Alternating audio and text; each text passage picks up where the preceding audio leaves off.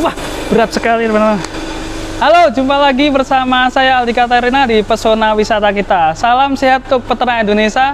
Semoga ternaknya semakin lemu-lemu dan sehat-sehat. Tentunya ndang payune. Nah, spesial hari ini saya sedang berkunjung di peternakan besar dan di sini sentral ya pembuatan pakan yang untuk kambing dan sapi. Dan nanti kita akan belajar di sini sambil jalan-jalan. Untuk season pertama ini saya akan keliling kandang ini, akan membedah dari Merapi Farm. Merapi Farm ini berlokasi di daerah Dusun Plosorjo, Desa Umbulharjo, Kecamatan Cangkringan, Sleman, Yogyakarta. Dan jaraknya dari Gunung Merapi sini sangat dekat ya teman-teman, cuma 10 km. Dan kita akan berbincang-bincang nanti bersama ownernya Mas Dani yang akan membantu kita untuk keliling di kandang Merapi Farm. Yuk ikutin Pesona Wisata Kita. Nah teman-teman, itu ada Mas Dani yang pemiliknya dari Merapi Farm. Selamat siang Mas Dani. Assalamualaikum. Waalaikumsalam. Gimana kabarnya ini? Alhamdulillah Ya, sehat. Sehat selalu ya Mas ya? Alhamdulillah sehat-sehat Mas. Tips sehat dari Merapi Farm gimana Mas? Yang penting jaga imun gitu. Jaga hati, jaga pikiran, jaga kesehatan, aman lah insya Allah. Mantap sekali. Happy terus pokoknya. Sambil ternak, sambil olahraga. Ya, wajib. Salam marit yuk. Bikin konsentrat itu juga salah satu bentuk olahraga kita ya. Iya. Monggo. Dan di sini gudang ya? Ya. Jadi ini gudang baru. Sebenarnya kita masih baru di sini. Jadi pindah ke sini itu baru minggu ini. Kita baru minggu ini pindah ke gudang ini. Sebelumnya memang ada gudang lama yang biasa kita pakai buat bikin konsentrat. Terus kemudian karena ada tempat ini terus sudah jadi tempat sendiri, akhirnya kita bikin gudang baru. Baru 1 minggu ini kita operasional di sini. Jadi memang tempatnya masih ya yang saya ulang Mas Aldi. Jadi masih agak acak-acakan lah, masih agak acak-acakan. Terus kemudian pas kebetulan karena ini momentumnya setelah kurban, jadi stok bahan baku pakan kita juga kemarin sudah habis dipakai buat kurban. Kemudian ini juga mendekati proses panen baru. Jadi nanti ini kita bersihkan dulu, kita tata, nanti kita isi baru. Terutama kalau yang sebelah barat sana itu biasanya nanti kita pakai buat gudang serat. Jadi biasa kita isi kangkung, kulit kedelai atau biasa kleci. Jadi full di situ. Di sana kurang lebih bisa nampung sekitar 50-60 ton. Terus kemudian di sekitar ini, di tempat ini biasanya kita pakai buat nampung, nanti rencana buat nampung bahan konsentrat, sehingga ada polar, CGF, DDGS, SPM, jagung, gaplek, ya bahan-bahan konsentrat itu yang biasa kita bikin konsentrat, kita tampung, kita mixing di sini. Nah, jadi ya mohon maaf lah, tempatnya masih agak acak-acakan. Gak apa-apa, rapi ya. Ngomong-ngomong ini sehari bisa produksi berapa ton ya? Alhamdulillah hari ini di tempat kami itu produksi kami ya sehari minimal ada di 4 sampai sekitar maksimal baru di angka 7 ton. Jadi 4 sampai 7 ton. Jadi tergantung karena prinsip kita bikin konsentrat di sini tuh biasanya fresh. Artinya fresh itu kita nggak nyetok dulu di sini. Jadi kita usahakan kalaupun kita punya stok di sini itu stok hanya untuk 1 hari. Artinya misal nih besok kita punya pesanan konsentrat 5 ton. Maka 1 hari sebelumnya paling kita nanti kita bikin dulu yang 2 ton atau 3 ton. Selebihnya nanti dibikin besoknya. Sehingga dikirim ke peternak itu konsentrat itu fresh. Bukan bahan lama, bukan barang lama yang sudah kita produksi 1 bulan yang lalu atau 2 minggu yang lalu. Tapi fresh memang maksimal 1 hari di sini, besoknya kita kirim. Nah, kemudian di sini produksi yang kami lakukan itu ya apa ya, kita memang menggunakan bahan-bahan itu seperti ini, banyak, ada kurang lebih 11 bahan. Kita jualan itu memang konsentratnya agak premium, artinya agak premium. Konsentrat kita itu harganya lumayan mahal Mas. Jadi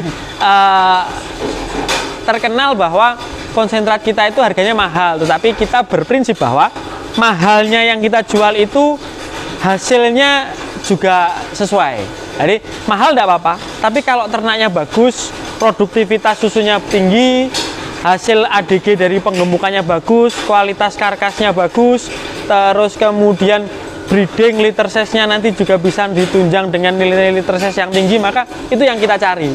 Sehingga kita nggak, memang mohon maaf, kita di sini tidak memproduksi konsentrat yang harganya mungkin agak miring, tapi memang harga kita premium. Misalnya hari ini kita produksi konsentrat untuk penggemukan. Hari ini konsentrat penggemukan kita itu harganya Rp5.000 per kilo. Mungkin buat peternak ini mahal ya. Rp5.000 per kilo Rp5.000. Tapi coba kita bayangkan kalau Rp5.000 ini kita dapat hasil yang maksimal. Kita dapat ADG misal minimal 4 kilo sebulan, atau katakan nggak usah 4 kilo lah, terlalu bagus, 3,5 kilo sebulan. Terus kemudian kepastian gemuknya dapat, kesehatan ternaknya juga terjamin. Terus kalau gemuk berarti kan pasarnya juga pasti minatnya kan tinggi. Iya. Nah, ini yang kita jamin. Ya, karena harus menjamin kualitas seperti ini, maka kita tidak main-main juga dalam menjamin kualitas dan mutu dari pakan itu. Gitu.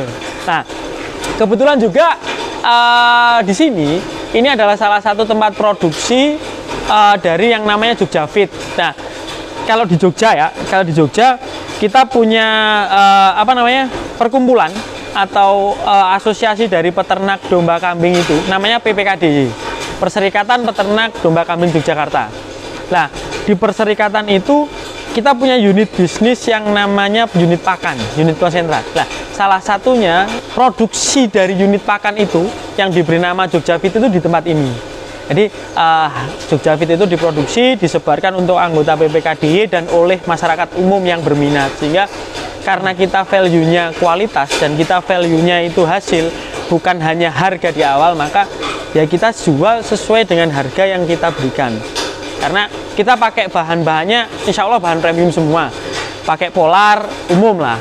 Terus kita ada jagung itu kita pakai jagung yang tepung sehingga kualitasnya premium, bukan jagung yang pakan ayam. Terus kemudian kita ada SBM asli yang impor dari Argentina. Terus kemudian kita pakai DDGS impor Amerika. CGF kita pakai Miwon. Terus kemudian kita pakai tepung gaplek yang grade-nya A, bersih, putih, bagus. Terus kemudian kita pakai sawit, juga grade-nya bagus. Kopra juga yang wangi dan kadar minyaknya juga bagus. Jadi ini bahan-bahan baku yang kita pakai ini premium, sehingga memang ya kita mengusahakan karena kualitas dan hasil dari peternak itu biar maksimal, maka kita jualnya juga nggak asal-asalan ya. Kita nggak asal-asalan. Jadi kita semuanya insya Allah menjual dengan kualitas-kualitas yang bagus. Misal ini contoh nih Mas. Nah, ini kita pakai jagung nih. Kalau orang kan jagung itu taunya jagung biasa. Tapi ini kita benar-benar pakai jagung yang ini benar-benar murni tepung jagung. Yang tujuannya apa? Kalau jagung itu dianggap sebagai bahan baku pakan yang lumayan susah dicerna oleh ternak, maka kita mengusahakan biar mudah seperti apa? Kita pakainya tepung begini. Ini tepung jagung. Nah, agar dicampur ke konsentrat itu ya bagus hasilnya. Terus kemudian ketika kita bikin konsentrat itu tidak asal-asalan. Jadi tidak asal-asalan dalam artian kita membuat konsentrat itu tidak kemudian pakai takaran, tapi kita pakai ukuran pasti. Jadi semua bahan baku yang kita campur, yang kita mixing ke pengolahan kita mixing ke alat kita, itu semua ditimbang satu persatu. Sebelum mixing timbang satu persatu sampai ketemu, oh ini misal komposisinya pakai 10%, maka ya 10% kali berapa kapasitas mixer kita. Jadi tidak kemudian ini satu karung kita pakai volume enggak, tapi kita pakai ukuran kilogram asli. Ini yang mungkin bisa sedikit membedakan. Di sini kita produksi satu konsentrat untuk domba kambing buat breeding ada, konsentrat untuk kambing domba penggemukan ada, untuk kambing perah ada. Kebetulan di tempat kami itu sentra sapi perah, jadi kita juga produksi untuk konsentrat sapi perah. Terus kemudian juga kita juga produksi untuk sapi penggemukan. Cuman memang untuk sapi penggemukan memang kita produksinya tidak terlalu banyak karena fokus kita sebenarnya masih di domba dan kambing. Tuh. Apa kalau untuk konsentrat untuk Jawa Randu ini ya? Ya. Apakah bisa ya untuk Jawa bisa. Randu? Jadi konsentrat ini.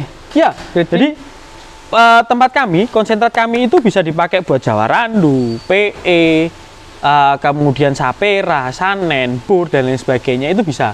Karena kita punya kategori tersendiri, konsentrat breeding ada, konsentrat penggemukan ada, konsentrat perah ada, komplit fit untuk penggemukan ada, komplit fit untuk breeding ada, komplit fit untuk perah juga ada. Jadi karena memang basic kami di Merapi Farm itu di domba kambing, maka hampir semua kebutuhan di domba kambing insya Allah kami bisa menyediakan. Alhamdulillah ya, membantu teman-teman peternak lainnya ya. Ini Gitu, ngomong soal cerita tentang mesin ini, kayaknya dari tadi kan kerja terus ini anak buahnya. Kok dieselnya nggak ada suaranya? Oh iya, ya. Kalau di sini di Merapi Farm, Coba lihat bos. di Merapi Farm dan di Jogjafit, Dari bawah ya, dari bawah mungkin ya. Monggo kita lihat di bawah Dari ya. bawah ya.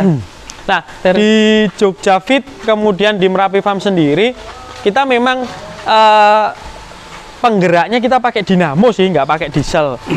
Nah, kita mesin penggerak ini, mesin penggerak mixer ini kita pakainya dinamo, nggak pakai diesel. Satu memang kita cari yang ramah lingkungan, yang nggak begitu bising suaranya, tetapi tenaganya juga nggak kalah dengan diesel. Terus kemudian dua, yang cari operasional ke belakangnya kecil. Jadi kalau dinamo itu operasional ke belakangnya kecil karena biaya perawatannya lebih ringan. Gitu. Terus kemudian juga memudahkan. Prinsip kami bekerja di sini, yang jelas satu hal, apapun yang kami sediakan di sini harus memudahkan pekerja. Jadi teman-teman kita yang bekerja di Jogjafit, di Merapi Farm ini, kalau mixing pakan, terus kemudian menaikkan pakan pakai konveyor itu ya semua harus memudahkan, sehingga proses mengeluarkan tenaganya itu nggak terlalu banyak. Kalau diesel kan harus ngubleng Iya, gitu. Nah, kalau ini kan tinggal mencet jeleng itu nyala sendiri. Iya. Terus kemudian nggak bising juga, artinya kenyamanan pekerja, kenyamanan teman-teman saya bekerja di sini itu juga kami perhatikan dengan maksimal. Tapi untuk jenis untuk maintenance-nya sendiri gimana, untuk perbedaan sama diesel sama dinamo ini? Kalau hemat mana? Saya melihat hemat maintenance di dinamo, karena Dinamo. saya sudah pakai dinamo ini kurang lebih 3 tahun. Ini belum pernah rusak sama sekali. Belum pernah rusak. Dan belum pernah ada yang terganti sama sekali. Komponennya pun belum ada yang pernah rusak. Gitu. Jadi kalau kayak gini juga mesinnya juga pengaruh ya? Pengaruh. Jarang rusak ya? Jarang rusak. Karena getarannya kurang ya? Karena ini alat-alat seperti ini kita jarang rusak. Jarang rusak. Jadi selama 3 tahun ini dinamo belum pernah rusak sama sekali. Alhamdulillah, dan moga-moga tidak rusak. Alhamdulillah tidak pernah rusak lah. Karena untuk memproduksi untuk ya, pakan padahal ternak. Ini alat ini jalan sehari kurang lebih di angka 6 sampai 7 jam lah per hari. Itu jalan terus ya. Karena kita produksi terus. Ya. Untuk listriknya itu. Nah, memang kelemahan di dinamo ini listriknya besar. Kita untuk mencapai atau untuk mendapatkan tenaga yang maksimal kita pakai listriknya besar. Jadi di sini kita pakai listrik itu 3 pas dengan kapasitas 10.600. 10.600. Nah, 3 pas dengan 10.600, sehingga komponen-komponen bahan alat yang ada di sini itu memang kami sesuaikan agar memudahkan, sehingga kalaupun kebetulan di gudang kan kita SDM yang ada di gudang itu sebenarnya ada sekitar 7 orang. Tapi kan kadang-kadang yang 4 sampai yang 6 orang itu biasa kirim. Nah, sehingga kita berusaha kalaupun ada cuma 1-2 orang dia tetap bisa beraktivitas. Karena apa? Nggak terlalu berat. Nanti masuk kan nggak perlu ngangkat, tinggal ngasuh ke bawah. Nanti dia naik sendiri lewat konveyor. Ada katrolnya, konveyor. Ya, kita pakai konveyor buat ngangkat buat ngangkat bahan baku ke dalam mixer, kita pakai konveyor. Kita pakai konveyor. Mantap, ya. Sehingga ditaruh bahan baku itu dituang di bawah, nanti dia akan naik ke atas sendiri. Naik sendiri. Ini di sini dia akan naik sendiri terus dicampur sendiri gitu. Tapi harus disuntak gitu ya? Dituangnya di bawah. Oh, dituangnya di bawah. Nanti sendiri ya? tumpah sendiri, dia langsung masuk ke atas nanti. Dia langsung masuk ke atas. Oke, mantap sekali ya, sangat modern teman-teman. Dan kita coba ke kandang utama untuk kambing-kambingnya, kita lihat kapasitasnya apa saja kambingnya ini. Dan di sini sangat nyaman sekali ya, di sini ada musola teman-teman. Kalau bertamu di sini alhamdulillah bisa sholat dengan nyaman. Kemudian juga ada anak-anak magang juga ini ya. Banyak sekali ya. Alhamdulillah hampir dalam 1 tahun itu kita ada sekitar 8 sampai 9 bulan yang selalu ada anak magang.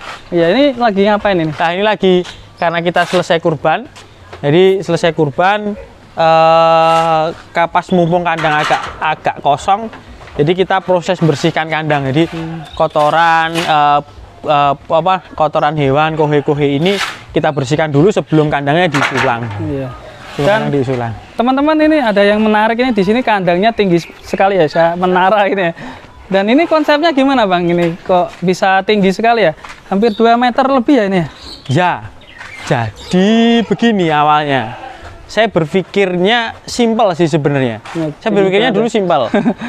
Saya lebih senang mengeluarkan biaya besar di depan, tapi operasional di belakangnya kecil. Nah, kandang ini kita bikin tinggi, itu yang pertama kita mengharapkan ada sirkulasi udara yang bagus. Karena bau amonia itu kan mengganggu kesehatan ternak. Lah, biar tidak mengganggu, maka kita bikin tinggi. Harapannya apa? Ketika tinggi, baunya sebelum naik ke atas ke kandang, itu udah kesapu sama angin. Udah kesapu dengan angin, sehingga ternak di atas itu merasa nyaman. Dia nggak merasakan bau, nggak merasakan panasnya amonia. Terus kemudian dia istirahatnya nyaman, makannya juga nyaman. Sama kayak kita kan nek makan itu terus ada bau yang nggak sedap, ya nafsu makan kita kurang. Lah ini siasat biar kita bisa memudahkan ke sana. Itu yang pertama. Yang kedua, memang ini dibikin tinggi karena memudahkan para pekerja kami atau teman-teman saya di kandang. Kalau bersihkan kotorannya nggak perlu dungruk-dungruk, sambil berdiri sambil lari-lari bisa dia. Ketinggiannya di atas rata-rata kan, jadi 2 meter lebih, sehingga kalau teman-teman saya garuk di bawah atau bersihkan kotoran ini di bawah, jadi nggak usah dadak melunduk-melunduk, sambil berdiri bisa. Itu nanti akan mempercepat proses pembersihan ini. Hingga dengan kandang kapasitas kurang lebih kapasitas kandang kami itu 500-an ekor, itu bersihkan kandang ini kalau full dilakukan aktivitasnya seminggu 2 kali, itu bersihkan kandang ini nggak perlu waktu lama, cukup 3-4 jam selesai. Nggak perlu 1 hari ya? Nggak perlu, 3-4 jam selesai. Mantap sekali ya. 3-4 jam selesai. Ya, kita sambil naik. Monggo. Ini ada beberapa hal yang mungkin sedikit berbeda ya. Kalau di Merapi Farm kita pakai pakan itu semuanya full kering, tanpa hijauan segar sama sekali. Nah, ini teman-teman PKL ini magang dari mana ini? SMK Cangkringan. SMK Cangkringan. SMK Cangkringan, hebat. Ya. Pemuda generasi penerus peternakan. Nah, untuk tadi Bang maksudnya? Nah, oke. Kalau pakan, kita memang di Merapi Farm kita tidak menggunakan pakan hijauan segar. Jadi kita di sini menggunakan pakan kering karena kita mempertimbangkan efisiensi waktu dan lain sebagainya. Karena kebetulan kita menghitung semuanya itu, pakan itu kita hitung semuanya, kita cek, terus kemudian ketika pakai pakan kering itu kita lebih punya efisiensi ternyata. Jadi tenaga kerjanya lebih efisien. Untuk memelihara semua kandang ini, SDM yang bertanggung jawab di sini ada 2 orang, hanya 2 orang. Hanya 2 orang di sini. 2 orang di kandang ini. Nah, 2 orang itu tugasnya adalah satu, dia ngasih pakan ke domba, kambing ini, termasuk ke perah. Termasuk dia harus merah. Ya. Itu kapasitas perahnya ini sapera berapa ekor? Belum banyak sih. Kita baru punya indukan sapera di sini, darah dan indukan yang ada di sini itu baru kurang lebih sekitar 50-an ekor. 50 ekor ya? Baru sekitar 50 ekor. Ini full blood ya? Ya, kita punya pejantan itu 3, jadi 1 di sini, 2 yang ada di bawah. Karena kandangnya belum jadi untuk kandang kawin pejantannya, berarti kita masih pisah-pisah. Jadi darahnya, kalau darah kita kawinkan koloni. Nanti kalau kita kawinkan koloni untuk antisipasi, siapa tahu nanti dia birahi, kita nggak ngerti. Jadi kalau darah kita kawinkan koloni. Tapi kalau sudah pernah beranak, dia diperah, nanti kita soliter seperti ini. Kita memang di kandang ini kandang perahnya masih soliter, belum pakai parlor yang bagus itu. Jadi kita masih merahnya di kandang itu. Jadi teman-teman, ini memang ya, ini untuk kambingnya semua pakannya pakai pakan kering, tanpa ngarit ini. Tanpa ngarit sama sekali. Itu kita semua kalau lagi sibuk ngantor ya sambil ternak ini bisa. Ya. Tapi kalau untuk kapasitas kecil apa mampu ya? Apa untung gitu? Insya Allah untung. Kenapa kami bilang insya Allah untung? Karena sebenarnya gini ya, untung itu faktornya bukan hanya di pakan sebenarnya. Jadi kita menganalisa untung atau rugi itu sebenarnya bukan hanya dari sektor pakan. Jadi untung atau rugi dalam satu farm itu faktornya banyak. Satu pakan, dua SDM, ketiga adalah bagaimana kita memanajemen di kandang itu dalam skala produksi kita. Terus kemudian yang berikutnya adalah bagaimana kita bisa memaksimalkan potensi hasil tadi. Potensi hasil itu ya kalau kita mau cari susu misalnya, maka bagaimana caranya kita bisa dapat susu yang banyak tapi tidak mengeluarkan biaya yang terlalu tinggi. Misal nih, di kandang ini satu ekor kambing ini dengan menggunakan pakan kering ini biaya per hari satu ekor itu menghabiskan kurang lebih Rp7.000. Satu ekor? Satu ekor Rp7.000. Karena satu ekor kambing ini dia menghabiskan pakan itu kurang lebih hanya 2 kg sehari. 2 kg itu terdiri dari 1 kg konsentrat yang harganya 5.100, terus kemudian 1 kg kangkung kering seratnya. Ini kangkung kering itu kalau kita biasa beli pas musim semacam ini harganya kurang lebih sekitar 2.000. Itu berarti sehari dia menghabiskan hanya Rp7.000. Satu ekor kambing ini produksi paling kecil di laktasi pertama itu di angka 1,6, paling tinggi kita ada produksi di sini itu 3,8 liter satu hari. Satu hari produksi susu.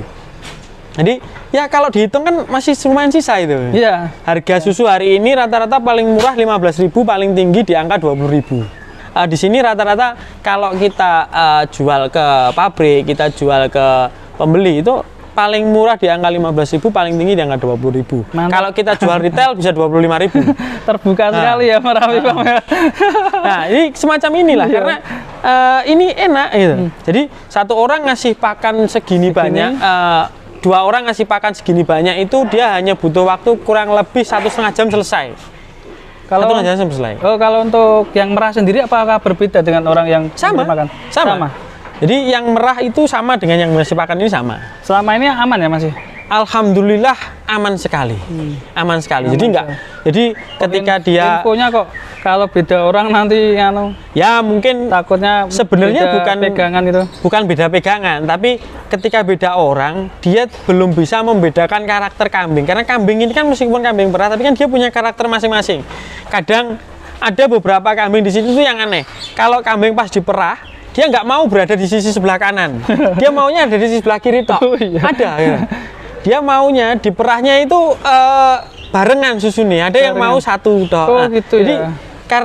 Karena faktor itu akhirnya kan setiap orang tidak bisa membedakan. Ini kambing ini harus bagaimana yang ngerti. Tapi kalau yang sudah keseharian di sini sudah tahu, berarti ya dia tahu oh karakter kambing ini mintanya diperah begini. Karakter kambing yang ini dia maunya diperahnya begini. Jadi dia hafal. Ya. Untuk di sebelah sana ada domba. Ya, itu domba itu penggemukan atau breeding? Kita lebih fokus ke penggemukan. Ada breeding nggak banyak, ada breeding di sana itu cuman berapa aja. Jadi nggak banyak memang breeding domba nggak banyak. Tapi paling fokus di sini kalau breeding itu hanya breeding yang sapera ini fokus karena dia harus melewati masa breeding, beranak baru bisa diperah. Kalau domba kita fokusnya penggemukan, breeding ada cuman nggak banyak. Gitu.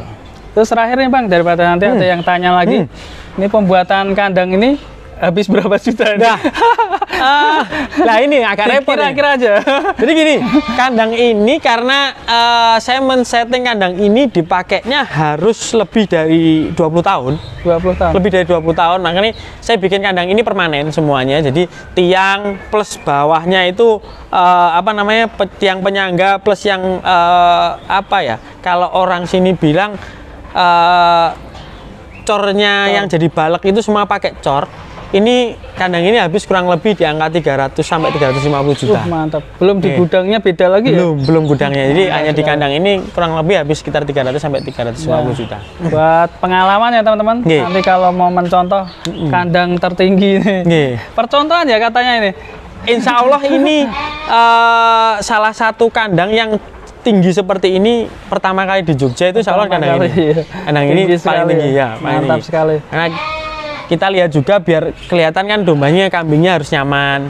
Karena sumber rezeki kita ada di domba dan di kambing ini. Ya, kalau ini diberi kenyamanan, ini diberi kenikmatan lah, artinya kenikmatan yang dia butuhkan, maka ya dia balik akan memberikan rezeki ke kita. Alhamdulillah, amin. Dan teman-teman di sini segar sekali ya, dan di sini daerah pegunungan di Merapi Farm, 10 km dari Merapi Farm. Dan terima kasih untuk Mas Dani untuk informasinya, semoga berkah selalu, Amin. bermanfaat, ternaknya semakin lemu-lemu dan sehat-sehat, Amin. susunya semakin banyak berkembang ya breedingnya. Amin.